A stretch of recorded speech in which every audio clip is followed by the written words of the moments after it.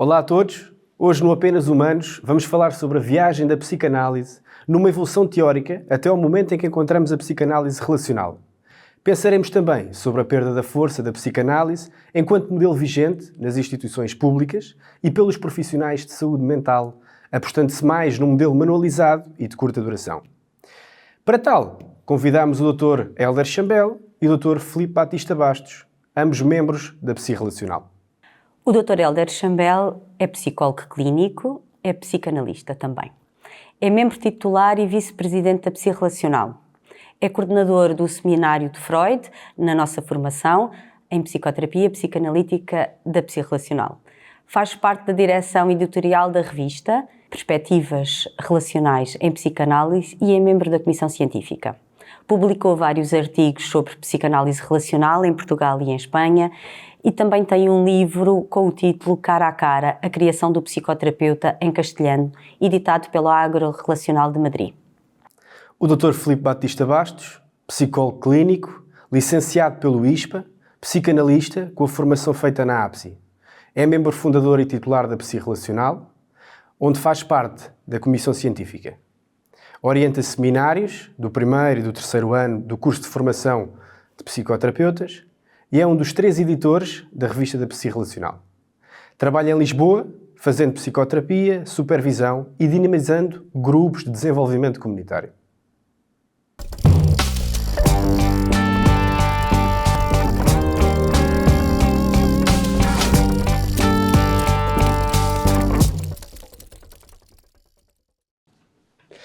Nós pensámos que seria importante começar aqui com uma frase de Frank Summers em relação à ideia dele da forma como Freud também concebeu o início da psicanálise. E eu passo a ler.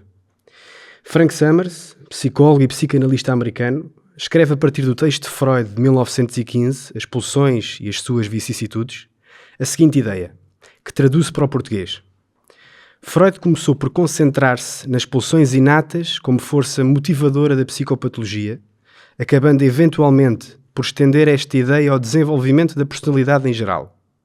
À medida que as pulsões e as suas vicissitudes passaram a ser consideradas o fator crítico do desenvolvimento, a teoria psicanalítica afastou-se decisivamente dos acontecimentos externos, incluindo o trauma, enquanto foco principal da sua metodologia e teoria, para se centrar antes no funcionamento da mente, que passou a ser concebida como um produto das pulsões ou estados biológicos de tensão que procuram gratificação através da redução dessa mesma tensão. Está-se a rir. Nós estamos os dois. Eu estou-me a rir porque eu conheço o Frank Summers, não é? O Frank Summers esteve cá connosco. E o Frank Summers tinha uma característica giríssima, é que não dorme. Portanto, ele conheceu Lisboa à noite, correu quilómetros e quilómetros de Lisboa. Depois, durante um congresso para o qual convidámos, na altura ainda na APSI, ele adormecia, foi na Faculdade de Letras, ele adormecia durante as conferências e depois pedia desculpa, porque dizia, não dormi, tive a noite toda de um lado para o outro. Mas o Frank Summers cá disse uma coisa absolutamente fabulosa, que me deixou a pensar, que foi... E parece que você vai começar por falar da história da psicanálise. Uhum. E o Frank Summers dizia uma coisa que era que nós, os europeus, olhávamos muito a questão do passado, não é? A relação com os pais, o que se passava, a hereditariedade das relações, enquanto que os americanos olhavam muito o futuro. E talvez a própria questão da psicanálise, não é? De todas as mudanças ao longo do tempo, também tenham a ver com isso, tenham a ver com uma questão histórica. Talvez nós, europeus, olhemos a psicanálise de uma forma... Ia-me sair a ideia mais profunda, mas não quer dizer isto, que até pode ser mal entendido, mas olhamos de uma forma da nossa história, de uma história antiga, de uma história velha, e se calhar os americanos olham de uma maneira mais recente, de uma forma de olhar no futuro. Era por isso que eu me estava a rir, mas continuo. Não, mas isso fez-me todo o sentido, não é? Fez-me todo o sentido, também para podermos chegar aqui ao modelo relacional, não é? Que também é algo que partilhamos todos. E que queríamos falar com vocês, obviamente, perceber como é que se aqui chegou, como é que se chegou a este modelo, como é que olhamos hoje, mais do que uma psicanálise clássica, para uma psicanálise relacional e contemporânea, não é? Como é que Mas o Frederico já terminou a citação do Summers, né? Foi curta? Não, foi mais que suficiente.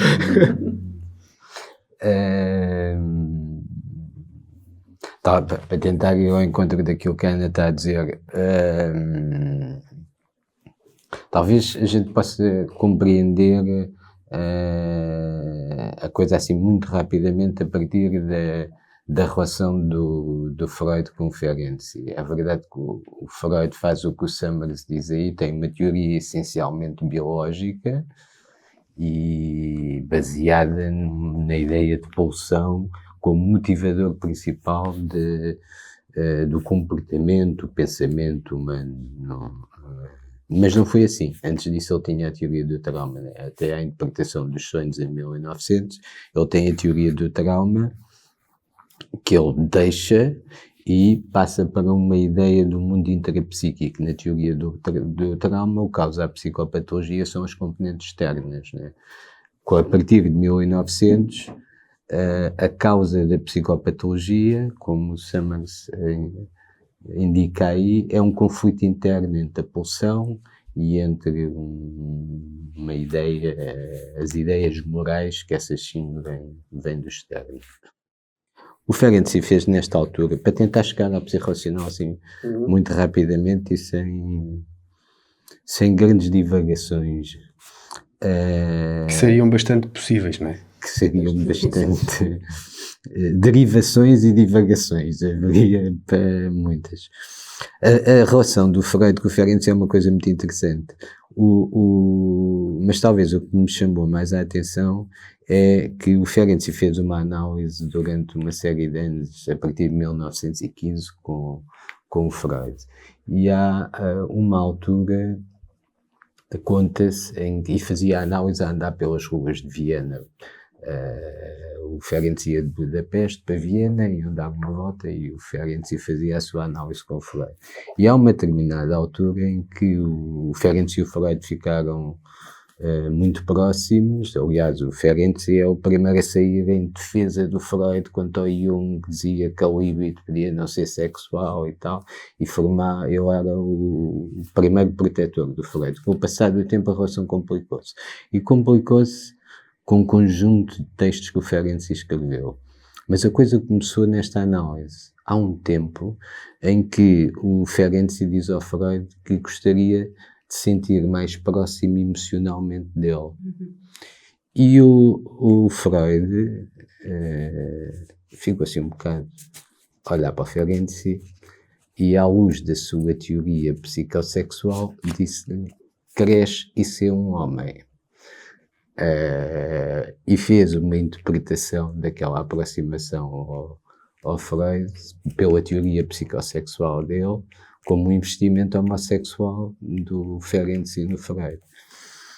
O Ferenczi ficou todo lixado. Ele aceitou a interpretação, mas acho que ele nunca esqueceu aquilo e muito mais tarde vem escrever um texto, que foi um texto marcante, que é o Confusão de Línguas, entre a linguagem da paixão e a linguagem da ternura. A linguagem da ternura, como eu imaginei, foi o que o Ferenczi estava a dizer ao Freud, é que fez uma aproximação emocional a ele, na linguagem da ternura. Ele não faz isto, ele faz isto no abuso sexual, nesse texto, e faz a teoria do trauma a partir daí.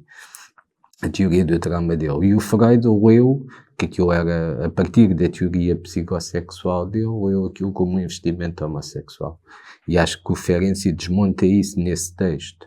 E esse é um dos temas, é esta teoria freudiana, neste primeiro tempo, baseia a nossa aproximação aos outros, o motivador do comportamento humano e da psicopatologia, digamos assim, como interna a nós próprios, neste movimento interno. O Ferenczi vai remeter isto para outro sítio logo. E logo aí começa logo uma dialética, que eu acho que é uma dialética que depois vai atravessar a psicanálise toda. O que o Ferenczi diz é que o ambiente, a forma como nós acolhemos os pacientes, as dimensões traumáticas, a relacionalidade são muito importantes para a psicopatologia. Volta à teoria do trauma que o Freud tinha abandonado. E, em termos clínicos, muda radicalmente a forma de fazer terapia, né? Se o Freud tinha uma ideia de que o que cura em psicanálise é a consciencialização do inconsciente, e este é o racional do Freud, racional mesmo, o Ferenczi tem uma outra ideia. É a relação que cura. E, aliás, ele chega mesmo a ir para o tempo contemporâneo da psicanálise, na ideia dele da análise mútua, de que a análise são duas intersubjetividades onde se geram nós na psicoterapia, etc. Ele desenvolve tudo isto. Bom, o Freud passou-se com o texto A Confusão de Línguas, que o Ferenczi queria apresentar num congresso, e pede-lhe para ele não apresentar o texto, porque aquilo seria uma derivação e não uma divagação. As divagações o Freud podia aceitar, isto era uma derivação radical. O Freud tinha escrito um texto em 1914, acho eu, a história do movimento psicanalítico, onde dizia o que era psicanálise e o que não era. E naquele contexto ele definiu exatamente o que era. Teria de incluir a teoria psicossexual e o complexo de Édipo. E derivavam daí um conjunto de regras técnicas. Não? O que é que... Portanto, a ideia de Ferenczi seria uma ideia que caberia fora daquilo que era a psicanálise. O Ferenczi foi, se quisermos utilizar a linguagem do Ferenczi, foi enterrado vivo na história da psicanálise. Durante anos. O movimento racional chama exatamente a atenção para isso. A partir dos anos 80, mas mais nos anos 90, com o segundo movimento da psicanálise racional, que é, estão duas pessoas dentro do consultório. E estão duas subjetividades em articulação. O nosso assunto, ou seja, a psicanálise racional talvez seja mais do que uma escola, seja um conjunto de pessoas que se coloca as mesmas questões. Porque depois... e uma das questões pode ser esta. Ok, tendo em conta que estão duas subjetividades em articulação dentro da sala, como é que nós podemos fazer deste encontro de mentes qualquer coisa que é terapêutico para a pessoa que nos pede ajuda? E dentro disto, dentro desta articulação de subjetividades, é que surgem todos os outros temas. Depois a autorrevelação, que passa a ser uma inevitabilidade, o enactment, e isto chuta a psicoterapia, a psicanálise para um campo completamente diferente. Então o que é realmente diferenciador do modelo as relacional? Perguntas que você coloca. Como assim? É as perguntas que você coloca. Neste modelo, e este não é nesta coisa que estou aqui a construir assim, meio à pressa, a pergunta que você coloca, se você for um freudiano, a pergunta que você coloca é como é que está o conflito interno desta pessoa? E vai tentar responder a essa pergunta e fazer interpretações para se dar acordo. Se você for um winnicottiano, vai-se perguntar onde é que o desenvolvimento desta pessoa ficou em suspenso. Foi no holding, no handling, na apresentação do objeto ou numa coisa somática anterior, etc. E vai querer desempenhar a função para isso, para que o bebê continue crescendo, na teoria do Winnicott. Se você for um relacional, a questão que você se vai colocar é como é que a articulação da minha subjetividade com a subjetividade desta pessoa, e você tem outros modelos da mente, modelos da mente no sentido é como é que funciona a mente humana, o que é o inconsciente, está a ver? As definições de inconsciente depois são diferentes nestas três coisas. As perguntas que você se coloca é como é que esta relação que eu tenho aqui com esta pessoa, ela com a subjetividade, com o contexto dela, eu com a minha, o que é que pode acontecer nesta relação que seja terapêutico para esta pessoa? As questões que se colocam são diferentes. E as respostas que vão encontrar, porque as questões são diferentes, vão ser muito diferentes também. Mas ao início eram, eu nessa coisa, para mim, a ideia do diferenciador ou não diferenciador sempre me fez uma certa confusão. O que eu acho é que há um progresso na história e há uma psicanálise ou há um grupo de pessoas no mundo que vive no seu tempo e, portanto, reatualiza a psicanálise do seu tempo. Porque se nós pensarmos, o início da psicanálise, eu estou sempre com esta, mas o início da psicanálise é de uma riqueza absolutamente impressionante. Tu próprio estavas a lembrar que o Freud fazia a análise a passear na rua com o Ferenczi, não é? Portanto, a procura de tratar, não é? De curar, era enorme naquela altura. Se nós pensarmos nestes nomes, e quando eu rapidamente falei num conjunto de nomes, estou a falar num conjunto de nomes. Ora, vejamos, o Abraham, por exemplo, tem uma teoria da libido que já fala sobre diagnósticos de psicose. Pá. O Abraham. O Ranke fala do trauma do nascimento. Pá. Portanto, nós temos um conjunto. O Ferenczi com a análise mútua, que foi ridicularizada, não é? Eu lembro-me na faculdade disto ser ridicularizado. E se nós pensarmos, a partir da análise mútua, nós viemos a dar a uma coisa que são as duas transferências do McLaughlin, que o Helder dizia, e eu em absoluto acordo com isso, que é: em terapia há duas transferências, há dois movimentos, há vários movimentos, mas há um movimento da pessoa que está em terapia e há um movimento do analista, que estão em constante interação. O que eu diria que a psicanálise contemporânea traz é um olhar muito mais atento a estas questões, as questões do enigma, dos estados múltiplos do self, da autorrevelação. Não é?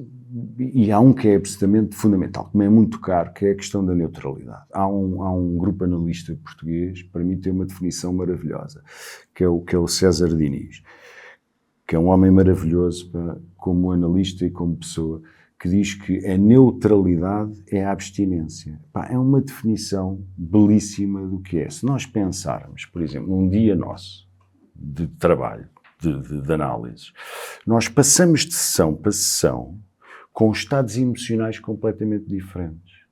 Não é?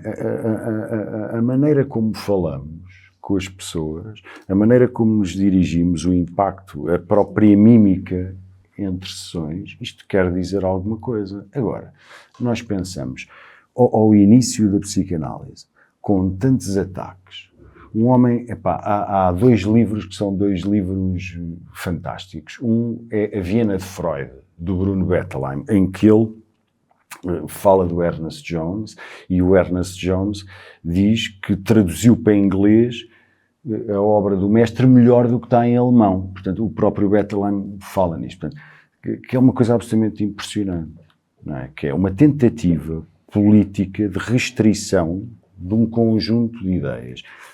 Esse livro e outro livro do Stefan Zweig, que é ele está traduzido em português, eu não quero parecer pedante, mas eu li-o em francês porque era o que havia na altura, não havia a tradução em português. Não sei como é que está em português, que é Henri ou Renetre. Nós vemos qual era a sociedade em que o Freud vivia. Nós vemos as dificuldades que aquele homem não deve ter passado, a coragem que ele não deve ter tido. E, portanto, o conjunto de ideias que ele nos traz é um conjunto absolutamente maravilhoso. E não querendo fazer de Freud um analista atual, porque não é. Mas se nós olharmos dos últimos artigos, e há um que vocês sabem que me é particularmente caro, que é As Construções em Análise, o Freud escreve no livro Construções em Análise que as construções em análise terapeuticamente são mais poderosas do que a própria interpretação. Portanto, é o Freud que diz isto, de alguma maneira. Portanto, todos estes analistas iniciais foram homens absolutamente incríveis, e mesmo tu falavas de outra coisa que eu acho que é impressionante. Nós hoje temos a ideia do lugar da fala, não é? Que é uma ideia fabulosa, que é dar um lugar a alguém que está de voz silenciada há tanto tempo. O que Freud faz à sua maneira é trazer a mulher no diagnóstico histérico, claro, para o lugar da fala. Portanto, ele traz a criança para o lugar da fala. Imaginem o que é a criança, o que é o pequeno Hans, não é? Sim. Daquela altura. E, portanto, eu não consigo... E a ideia da mulher com uma sexualidade tal e qual, absolutamente revolucionário. Eu não consigo olhar numa dicotomia, porque isso seria dizer que a psicanálise contemporânea é uma psicanálise juvenil, que está em confronto com os pais. não é? Eu não estou em confronto com ninguém. Para além de que tu dizes uma coisa, eu estou em absoluto... Quer dizer, posso estar em confronto, mas não é aqui, não é neste campo. Mas eu ainda tenho essa perspectiva. Eu não tenho essa perspectiva. Eu sei que não tenho. Eu tenho uma perspectiva do movimento. E, de facto, o Freud diz coisas fantásticas, como é incrível como o inconsciente de um homem comunica com o inconsciente de outro homem, e tem um conjunto de coisas absolutamente fantásticas, não? Mas o que ele nos deixou foi mais aquilo que escreveu do que aquilo que era na prática. É qualquer coisa a partir do qual podemos construir, crescer, fazer coisas. E esse foi um movimento a seguir, em diálogo com o Ferenczi, em diálogo com a Melanie Klein, em diálogo aos excluídos, os outros, por exemplo, da interpessoal, que nunca seriam aceitos como pertencentes às organizações oficiais psicanalíticas. Houve esse movimento que o Freud é inaugurador, mas são movimentos. E depois há um tempo do movimento em que alguém disse, espera lá, estão duas pessoas dentro da sala. E esse abre outro campo, abre outro movimento, porque vamos passar a estudar a intersubjetividade. Bom, mas talvez seja, vocês estariam então os dois de acordo, pondo assim, que é uma mudança de paradigma, mas ainda assim. Onde eu me perdi é realmente nisto, é nesta ideia. O Helder estava a dizer há um bocado e bem, a meu ver, estou em absoluto acordo, que a psicanálise contemporânea não é uma escola. Sim. A psicanálise contemporânea é um conjunto de pessoas com diferentes ideias, não é? Se nós pensarmos na ideia relacional e se pensarmos na nossa própria associação, nós somos um grupo de pessoas com um conjunto de ideias. Temos esta base clara da intra- e intersubjetividade, da relação como motor transformador, mas há ideias que são muito diferentes. Por exemplo, eu sou uma pessoa que defende a interpretação. Eu acho que a interpretação estabelece um caminho, abre. A interpretação representa a reverie do analista em relação ao outro, demonstra interesse. Como dizia o Winnicott, mostra as minhas limitações, a interpretação, de alguma maneira. E outros de nós não o consideram. E, portanto, sim, é claro que é um movimento, mas é um movimento que vem de um sítio, não é? Eu sinto que Exato, uma a mudança de paradigma. A nossa identidade é uma identidade que vem dali. Há um conjunto de ideias freudianas que me são absolutamente caras. É um homem numa altura da história particularmente difícil. E eu acho que nós voltamos a isso. Eu acho que nós voltamos ao início da psicanálise, voltamos a um momento de guerras. O Freud passou por 2 guerras. Não é? Tu falavas do papel da mulher e entretanto ocorreu-me a Lu André Salome. Há um conjunto de mulheres que ele traz. Quem o safa é a princesa Marie Bonaparte, não é? Que o safa e que o tira da Alemanha e que o leva depois para a Inglaterra. Há uma vida de aventuras vivida, datada, naturalmente datada, mas com um conjunto de ideias e com um conjunto com um setting, não é? Nós, no fundo, a maioria das terapias na atualidade usam um setting que é um setting freudiano. Não deixa de o usar. Eu assim, até parece um freudiano de raiz, E ficamos a imaginar o Filipe com o seu divã. Não, mas tu também não tens o teu. A fazer interpretações. Mas tu não tens o teu. Não é? Portanto, o que eu acho é, eu não defendo uma ideia de oposição, eu defendo uma ideia de continuidade e de diferenças. Não há uma psicanálise, há várias psicanálises. Não é? E, portanto, o que eu não defendo é um franchising da psicanálise, que é, se nós temos uma psicanálise, os outros têm outra psicanálise, os outros têm outra psicanálise, e nós, quer dizer, há o Burger King, há o McDonald's, há um não sei quê. Não, isto é psicanálise. E dentro da psicanálise há diferentes campos. Eu, aliás, citei o Lacan há bocado, mencionei. Precisamente por causa disso, porque há uma psicanálise que é lacaniana e que está difundida no Brasil, como nós sabemos tão bem, em França, claro, notoriamente. Portanto, não há uma. Os lacanianos são menos analistas, têm uma profundidade analítica menor do que outros, fazem mais, fazem menos. Portanto, estar face a face também é psicanálise. Naturalmente, isso não, para mim, nem se coloca. Hoje É o face a face. É cara a cara. É questão do tempo. Exato. É questão do tempo, claro. Mas aí é o que eu digo, há uma reescrita na história. Não é? Em que sentido? Se você for ler agora um romance de há 200 anos, não é? Naturalmente não é a mesma leitura de um romance que foi feito agora. Há uma língua que é diferente. Aliás, uma das coisas que eu acho que afastou as pessoas da psicanálise foi precisamente a ideia das palavras. Porque quando nós falamos a alguém de identificação projetiva, não é? Quando falamos de self-objeto, no outro dia, isto é uma linguagem que é estranha às pessoas, não é? E que afasta as pessoas do ponto de vista do entendimento. Eu não consigo perceber o que é isto, quando no fundo depois é uma terminologia, um conjunto de ideias que é tão útil simplificá-las, torná-las mais próximas da nossa utilidade do cotidiano sem nos retirar a profundidade. Eu acho que é fundamental. Acho que nós temos feito isso, independentemente de nós termos também o nosso rol de linguística, não é? Porque nós também temos enactment, autorrevelação, intersubjetividade, muito trauma, a dissociação, os estados múltiplos do self, portanto também são terminologias que nós usamos.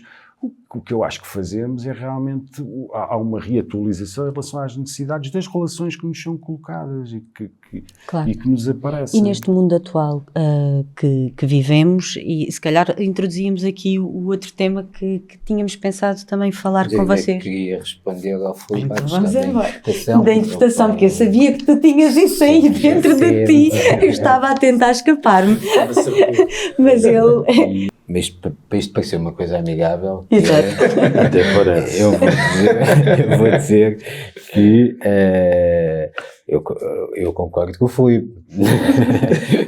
Mas... E vou mais longe. Acho que cada um de nós tem uma psicanálise. Para além, acho que isso... Aliás, ouvi, já não me lembro como é que ele disse, mas já há muitos anos o Filipe tinha uma expressão: eu sou filipiano, ou o que é que era? Se éramos coenianos, se éramos freudianos, winnicottianos, e ele teve assim uma saída engraçada. Mas isto pode gerar muita confusão nas pessoas, que é ficarmos com a ideia, então cada um tem a sua psicanálise. Bom, na psicanálise racional é exatamente isso. Nós não temos uma escola. A psicanálise racional não é uma escola, são um conjunto de pessoas, e tem o Mitchell, o Aaron, a Jessica Benjamin, o Bromberg, sei lá, uma série de autores, cada um deles pensa de maneira diferente. Isto pode ser muito confuso de nós organizarmos e de pensarmos, mas tem a ver com aquilo que estávamos a pensar antes, da passagem de um modelo positivista para um outro modelo em que a nossa mente é única. E o encontro de mentes é único. Portanto, o Filipe naturalmente vai ter a psicanálise dele. E eu vou ter a minha, a Ana vai ter a psicanálise da Ana, porque é constituída a partir da sua subjetividade também. Claro, é esta ideia da construção a partir de quem nós somos enquanto terapeutas. Exatamente. Eu depois acho outra coisa, que é as nossas respostas são mais baseadas nos nossos traumas do que propriamente nas nossas teorias. Mas pronto, esse aí íamos abrir outro campo, vamos à questão da interpretação. Mas que é uma coisa que eu tenho falado, gostava de dizer, aproveitava um segundo para dizer isso, que é, eu tenho a ideia que isto é como na teoria da literatura, não é? Na teoria da literatura há ideias que pensam que o escritor está sempre a escrever o mesmo romance. Eu acho que a nível da terapia nós estamos sempre à procura de tratar o nosso caso, não é? Estamos sempre à procura de melhorar o nosso caso. De alguma forma o Searles existe, de outra maneira. Sim, isso é uma ideia muito gira, como estamos com duas pessoas e uma pessoa, estamos numa situação específica de alguém que nos está a pedir ajuda, nós, como é que nós vamos responder? Depois há a questão de haver um aparelho psíquico que está lá dentro, e este é o meu problema com a interpretação, é quando nós temos uma teoria sobre o funcionamento psíquico do outro e fazemos as nossas interpretações tendo por base a teoria que nós temos sobre o funcionamento do outro. Mas escutas sempre com o que tu estás a falar sim, tu não podes responder de outro sítio que não seja a tua subjetividade. Claro. Mas há uma coisa é tu teres a tua teoria, outra coisa é devir da tua subjetividade. São coisas diferentes. E uma coisa é apresentar uma interpretação como uma verdade sobre o funcionamento psíquico do outro, outra coisa é uma interpretação que é construída em conjunto a partir da experiência daquilo que se está a viver. Mas isso tu partes do princípio que é o princípio da verdade ou não verdade. Eu não parto do princípio da verdade. Porque se fôssemos partir do princípio da verdade, cairíamos no erro de que há os evangelhos, não é? Que seria a chamada psicanálise clássica ortodoxa, e depois havia os evangelhos apócrifos, que somos nós, que são aqueles que saltam. Pá, eu não parto desse princípio, porque isto para mim não é nenhum evangelho. Assim como a certa altura achava muita piada a chamarem-nos os ciganos, não é? E eu trabalho com a comunidade cigana, tenho um apreço muito grande à comunidade cigana, e achava muita piada, é isso. E hoje já começo a não achar muita piada, porque acho que depois fica uma ideia da confrontação, estás a ver, que era o que eu falava há bocado, quase como se houvesse uma ideia de... Nós e os outros, não é? Eu percebo o que tu dizes, e quando falas de... Claro que sabes que percebo. E quando falas da Clara Thompson e falas de um conjunto de pessoas marginalizadas que à partida não entrariam politicamente dentro daquilo que estava definido como o cânone analítico, não é? E que a partir dos anos 80 realmente há uma revolução na entrada das pessoas, não é? As pessoas se diziam que eram homossexuais. Aliás, vamos ter cá o Stephen Kushuk que escreveu sobre isso num livro fabuloso, não é? Que é o tipo teve medo de dizer que era homossexual numa entrevista para ser admitido numa associação, numa sociedade. Pá, é o horror. Naturalmente que é o horror. E é o horror esse tipo de política a nível de qualquer tipo de instituição, muito mais para uma instituição psicanalítica. Não é? Não aceitar a pessoa por características dela, carimbá-la por causa disso. Agora, isso é uma coisa. Outra coisa é um campo de oposição entre há uma jovem psicanálise e há uma velha psicanálise. Não, há uma psicanálise. E dentro dela há muitas vozes, há muitas maneiras de mexer, de trabalhar, de olhar, de sentir. Muitas e há pessoas que se identificam mais com umas. Muitas subjetividades outras, dentro claro, da psicanálise. Se identificam mais com outras. Estou perfeitamente de acordo, mas o que a gente está a discutir não é isso. O que a gente está a Estamos a discutir é o valor clínico da interpretação. Quer dizer, se calhar há pessoas numa perspectiva mais relacional que dão muito mais valor clínico do que outros que... Sim, eu dou, como sabes, sim. Ou que se colocam numa perspectiva mais ortodoxa. Não, o meu tema não é esse. O meu tema é, neste encontro de subjetividades, qual é o fator terapêutico principal. E o meu ponto é que não é interpretação. A interpretação é uma racionalidade de um sobre o outro. O meu ponto é que o que é mais transformador... Aliás, há uma coisa interessante que é o grupo de Boston, tem um texto muito interessante que é para além da interpretação. Então há psicanálise sem interpretação? Não, isto não é possível. Não é possível? Não, porque nós, ao estarmos eu estou sempre a fazer interpretações Claro. sobre a subjetividade do outro. Naturalmente, a própria subjetividade do outro. O que eu estava a dizer, mas é de importância clínica. Eu não fugi do tema, que é... Mas eu não fugi à ideia da importância clínica para o outro, porque eu não acho é que seja a ideia da verdade ou não verdade, porque isso é a ideia da interpretação, é uma verdade. Não, a interpretação não é uma verdade. A interpretação é uma escrita numa relação, que é feita pelos dois, é impossível. Porque se eu me apresento de alguma forma a ti, não é? Eu estou a apresentar-me e tu interpretas alguma coisa em mim. O que eu acho interpretações sobre mim. Não, mas tu podes fazer. A questão que se coloca depois é a ideia das duas transferências, e tu sabes que isso para mim é muitíssimo forte, é uma coisa que é mesmo muito importante, a ideia de acabar com a noção de contra-transferência e falarmos em duas transferências. É assim como eu interpreto, o outro pode interpretar. E para além de que o outro pode interpretar, o outro pode me dizer coisas que estão muitíssimo certas. Obrigatoriamente não tem que estar sempre a ser projeções. Claro. Mas defendes a teoria pulsional. Achas que o motivador principal do comportamento... Achas que a interpretação é o principal fator clínico de tornar consciente o inconsciente? Mas para mim o principal fator clínico é o acolhimento do outro. Exatamente. O que eu estou a dizer é há uma discordância com essa teoria. Eu não estou a dizer agora... Eu também não acho. Também não sei se a interpretação será o principal fator clínico de uma ideia geral da psicanálise. Pois, mas eu estou a discordar dessa teoria do Freud. Mas eu estou a discordar dessa teoria do Freud. Construções em análise, ele diz que a interpretação não tem o mesmo poder que uma construção.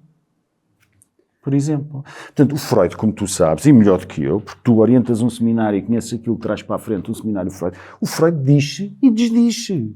E volta atrás e volta à frente e deprime-se e o Ferenc e manda-lhe uns húngaros para fazer análise. Filipe, mas o Freud não era um intersubjetivista porque disse uma frase que é incrível, que o inconsciente de um homem comunica com o do outro, e a partir daí é um intersubjetivista. A teoria dele toda, à exceção dessa frase, é fundamentada em outra coisa. O Freud escreveu 24 volumes, tu se fores lá à procura vais encontrar lá tudo e mais alguma coisa. Mas é um homem numa época, se calhar para uma época. Mas isso já estás a dizer outra coisa que não tem a ver com o que estamos a discutir. Eu estou a situar uma coisa numa época. Mas eu não discordo da teoria para a época, eu discordo dela agora.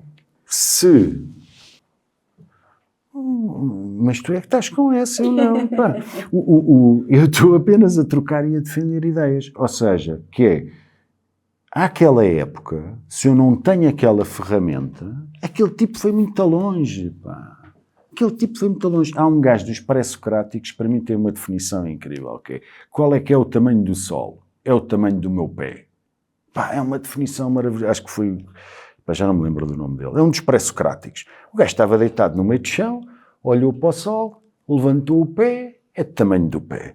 Isto para situar o Freud na altura em que estava. O Freud era um intersubjetivo. Não, pá, nós hoje... Eu esta semana estive a trabalhar com um grupo, eu trabalho com 2 grupos todas as semanas, com 3 grupos, um grupo depois uma vez por mês. E esta semana, num dos grupos, pessoas adultas, toda a gente, a certa altura, está agarrado ao telemóvel. Está toda a gente agarrada ao telemóvel. A falar. Está toda a gente a falar e está agarrado ao telefone. Pá, isto não se colocou ao Freud. Portanto, eu não posso ter esse olhar. Eu posso ter um olhar. O Freud saiu de tudo e mais alguma coisa. Então, não me deixes entender que eu estou a ser desrespeitoso porque eu discordo da teoria do Freud. Não disse isso. Nós discordamos todos. Mas você não disse nada disso. Posso discordar daquela teoria e ter um respeito imenso pelo Freud, isso não tem... Aliás, eu acho que o Freud, se vivesse agora, que é exatamente o que tu estás a dizer, teria teorias completamente diferentes daquela que teve na altura. Mas eu não disse Por nada isso, qual disso, é o problema não. de discordar do Freud e da teoria pulsional? Ok. Assim sendo, não havendo mesmo qualquer problema, porque estamos aqui 4 pessoas em total acordo no que diz respeito a isso, não podes discordar disso agora. Não, eu acho que há coisas em que temos realmente em desacordo. Agora, o desacordo não implica que eu diga ou não diga tu isto ou aquilo. Não disse nada disso. Eu estou a dizer eu penso desta maneira, tu pensas desta maneira, eu respeito profundamente isso. Como acho que sabes, e toda a gente sabe. Acho que o Freud ultrapassou a todos. O Freud é uma personagem pop, bola. Eu estava... What's in a Man's Mind? Agora há umas sweatshirts, pá, que estão... E a gente vê com uma data de analistas e de psicólogos, quem é o primeiro tipo que aparece? É o Freud, é o primeiro que está lá à cabeça, é o Freud, o Jung, não sei o quê, não sei o que mais. Portanto, há um poder realmente enorme. Isso é que me interessa, é a questão do poder em análise. Uma das coisas que para mim é absolutamente fundamental é a ideia do poder em análise. E aí, realmente, pá, o Freud vivia numa sociedade vitoriana, do poder, mas do paterno, então é que eu discordo, porque a questão do poder é exatamente o estabelecimento de uma relação de um em cima e um em baixo. Tal e qual, e o que não sabe. E que hoje mudou, e que hoje é diferente, e que a perspectiva que eu tenho, e que eu sei que tu tens também, é outra. E quando eu insisto nestas ideias das 2 transferências, da subjetividade da relação, quando eu falo nisto, eu estou a falar de uma contemporaneidade. Agora, nessa contemporaneidade, há um conjunto de coisas que não são vestígios arqueológicos, não, são coisas que fazem parte da minha identidade enquanto psicanalista, como a interpretação, que eu acho que são muitíssimo úteis à relação entre 2 pessoas. E talvez, e para fecharmos, mesmo. Vamos fechar. E Temos de fechar. Agora que isto estava a ficar. Exatamente. Pois é, e para passarmos a um tema aqui, diferente. Nós queríamos falar aqui também sobre a psicanálise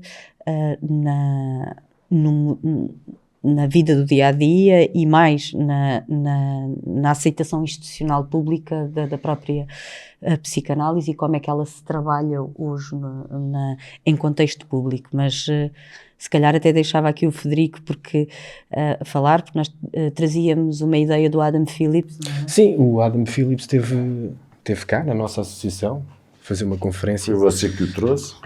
Sim. E ele traz esta ideia, não é? Que ele pensa a psicanálise como uma arte. E ele pensando desta forma diz que sente como... É libertador, é algo libertador para ele, poder pensar a psicanálise como uma arte. Ele diz, reconhece que o conflito é eterno e que não há uma solução definitiva para a complexidade humana. Portanto, ele não vê a psicanálise como uma técnica que possa ser replicável, não é? E a questão que nós lançamos aqui é, neste nosso contexto, nesse nosso mundo, em que ainda prevalece a visão positivista e quantitativa, marcada por números, também da saúde mental, qual é que é o espaço real para a psicanálise? Porque é uma abordagem que vive da subjetividade. E até em contexto público, não é? Também. E temos de ser rapidinhos, porque vocês perderam-se aqui na história. Eu é uma coisa, como vocês sabem, estou há anos nessa, não é? Estou nesse barco de refugiados há uma data de anos a tentar chegar a algum lado. Não conheço números, não quero saber de números. Agora, acho que há uma coisa que é por demais evidente, que é se nós pensarmos a psicanálise como uma relação profunda do ponto de vista da humanidade, independentemente de que psicanálise for, se for a ideia de uma relação no tempo profunda, de um entendimento, de um acolhimento, de uma preocupação em relação ao outro, e nós sabermos que muitos dos problemas que se nos acometem são problemas gravíssimos e profundos, estruturais, da vinculação, do início, problemas de pobreza, de ostracização, então é evidente que uma relação precisa de tempo, precisa de profundidade e precisa desta subjetividade de trocas para haver alguma transformação. Portanto, também não quero antagonizar com outro tipo de modelos terapêuticos, porque eu acho que há outros modelos terapêuticos que funcionam lindamente consoante as pessoas, consoante aquilo que as pessoas estão capazes ou não capazes de lidar. Agora, mas a psicanálise tem perdido espaço em detrimento de outros modelos? Não faço ideia, não é a minha experiência, mas essa é a minha. A minha é muito singular, é muito diminuta. Acho que sim, acho que deve ser muito difícil ter um trabalho analítico num hospital, não é? Hoje em dia, num centro de saúde, eu nem sei quanto é que neste momento, nem sei se há analistas nos centros de saúde sequer, mas não sei qual é o número de pacientes, 400, não faço ideia quanto é que é. Portanto, não vim preparado com números deste género, isso é matança, seja do que for, mas é uma matança total, não há modelo que nos salve, não há 6 sessões, resolve-se o problema. Isso é uma coisa milagrosa, não é? Isso é uma coisa que não é... É utópica? Não, é uma falácia, não é na pessoa. Há uma outra dimensão disso, que acho que é vivemos numa época positivista e não de... Quer dizer, nas universidades nós não ensinamos ainda que a mente é um sistema altamente complexo. Funcionamos por A mais B igual a C, e todo o conhecimento, a ciência, este modelo de ciência, a psicanálise nem se insere neste modelo de ciência, ficou como a verdade, como o que é verificado empiricamente é que é verdade, né? Isto é outra história que nós estamos a falar. E então existe esta credibilidade da evidência científica. Isto vai-nos pôr numa coisa que é um ponto interessante, que é, por exemplo, muitos psiquiatras, eu vi até agora um concurso do Serviço Nacional de Saúde que pedia especificamente psicólogos com formação em terapias cognitivo-comportamentais, pedia especificamente aquele tipo de formação, acho que há subjacente a isto uma coisa que está relacionada com a dissociação. E nós trabalhamos com emoções como a tristeza, como a raiva, trabalhamos com dimensões emocionais humanas que a psiquiatria, que os serviços públicos querem que não exista, que nós não os sintamos, que nós nunca ficamos tristes neste hipermodernismo acelerado, super produtivo. A falta de bondade. A falta de bondade. Tudo o que remete, então agora vai falar tristeza. Agora vai se entristecer, vai ter raiva. Vai ter raiva. Fica aqui 2 anos e não vai embora. Mas isto é isso, né? O que, aliás, os medicamentos são isso, são anular estes sentimentos, né? Ou seja, até uma alucinação, que em última análise é uma coisa boa para o paciente, a gente quer fazer desaparecer, a tristeza a gente quer fazer desaparecer. Então este espaço da psicanálise, de integração emocional, de atitude reflexiva, de atitude de escuta, não se insere neste modelo positivista, continua a ser... Da dúvida, da angústia do terapeuta, exatamente, de estar, como o Bian dizia, não é, perante o desconhecido constantemente, está perante situações que não sabemos dar resposta. A gente quer ter verdades. E o neoliberalismo é isso, não é? O neoliberalismo são verdades numéricas, não é? São números que explodem a humanidade, de alguma forma. Então como é que a psicanálise pode ganhar esse terreno? Com bondade. Explicando as Com nossas bondade. Essa talvez tenha sido das melhores respostas que eu já ouvi. Falta Com bondade. bondade, estava a dizer isso. Explicando as nossas ideias, eu acho que vamos ganhar muito terreno no futuro, porque nós estamos num tempo de transição de modelo de paradigma científico, do positivismo para a complexidade, e progressivamente, não chegou ainda a muitas universidades, até onde eu percebo, mas e de psicologia principalmente era importante que mudasse, mas quando este paradigma começar a mudar, a psicanálise vai ganhar um novo campo, uma nova área. Aliás, a nossa associação é demonstrativa disso, não é? A aproximação de diferentes pessoas, de diferentes sítios do país, tem a ver com uma nova linguagem, uma linguagem de respeito e de querer ouvir o outro e de querer mudar, não estar fechado nas coisas, não é? E eu acho que esse não querer estar fechado, não ter uma resposta certa, não é? Querer ouvir o que as pessoas têm para dizer e contribuir, acho que é fundamental. Pois, mas é que a sociedade exige-nos as respostas certas, não é? Não sei.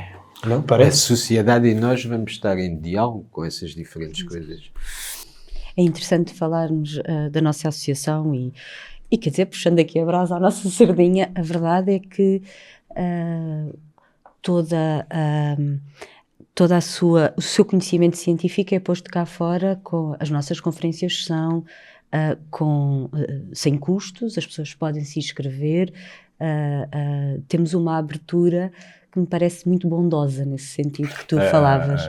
Os artigos da revista são de livre acesso. Exato, e isso é uma perspectiva de abertura, de discussão, de trazer a pluralidade. Principalmente, sim, isso é importante. Nós somos uma máquina de fazer dinheiro. E principalmente, acho que o que é coincidente do que estão a dizer é o respeito pela subjetividade do outro, aceitar o confronto das diferentes opiniões e convivermos com isso para chegarmos a novos equilíbrios, a novas coisas entre subjetividades. Então, e para terminar, e assim, um pouquinho as palavras, porque se vocês conseguissem, como se vocês conseguissem, diria, o que significa para vocês ser psicanalista? Vocês conseguem? Até acho que a profundidade e a dificuldade do que dos trouxemos. temas que vocês nos propuseram, eu acho que nós ficaríamos horas e horas. Mas nós vamos ter uma parte 2 com vocês também. Começámos na pandemia com a parte 1, os psicoterapeutas no medo, tivemos a parte 2 e se calhar vamos ter a interpretação parte 2 neste podcast também. Mas, para terminar, assim, em pouquinhas palavras para vocês, o que é ser psicanalista? Então, eu vou lá. Eu a primeira que me sai é uma só para me safar, que é tipo Amália, não é? Uma estranha forma de vida. Não, mas é realmente uma forma de vida. Eu vivo com uma mulher que é da Sociedade Portuguesa de Grupo Análise, não é? É uma forma de vida, é uma forma de estar e de viver o mundo. Agora, é uma forma de estar e de viver o mundo que não nos coloca numa posição de monges, ou seja, que não nos coloca longe de ter afirmações políticas, de andar no meio da rua. Aliás, eu tenho um artigo que escrevi que começa sobre isso, que é uma vez eu entro no autocarro e entra uma paciente minha no autocarro, não é? E a entrada dessa minha paciente no autocarro fez-me imediatamente estremecer e pensar. Eu fui treinado, altamente treinado, especialmente treinado para uma data de coisas e não fui treinado para estar com uma paciente no autocarro. O que é que eu vou fazer? Vou-me sentar ao lado dela? Não vou, ela vai à frente, ela vai atrás. Quanto tempo é que ela vai demorar? O que é que lhe vou dizer? Posso lhe falar normalmente ou não falar normalmente? E, portanto, eu acho que a ideia de ser psicanalista hoje é uma ideia de poder lidar com o cotidiano assim, pensando nestas dificuldades, nestas exigências, mantendo sempre a ideia de que nós podemos sempre ser apanhados pelo pé nas nossas angústias, Sim. nos nossos medos, nos nossos terrores, nas nossas dificuldades. Portanto, esta fragilidade da condição humana está lá. Mas é uma escolha, quase. É uma escolha, é alguma coisa que está comigo desde que eu nasci. Eu já era analista. Mas essa é uma visão muito poética. É? Há uma... Não, o que é ser psicanalista? É uma formação, é uma profissão, e, por exemplo, aí não é que eu discordo da coisa poética, acho que ela está inerente à profissão, mas é uma profissão, por aí é muito interessante. Dá outro programa, a diferença entre a psicoterapia e a psicanálise, e o que é que são psicoterapeutas, psicanalistas, e uma perspectiva que está em discussão na nossa associação. E, junto só isso, àquilo que o Filipe disse, que eu concordo com tudo. Ser psicanalista é isto, é uma tentativa de ajudar os outros. Eu vejo como uma coisa teórica, é uma coisa prática, uma experiência que nós temos de ajudar as outras pessoas, que tem uma teoria transformável ao longo do tempo e diferente de pessoa para pessoa, que fundamenta aquilo que nós fazemos e aquilo que nós achamos que é o melhor que sabemos fazer para ajudar aquelas pessoas que nos pedem ajuda. Dentro disto, acho que temos de ter consciência de várias coisas. Uma delas é o nome do nosso podcast, que é Apenas Humanos.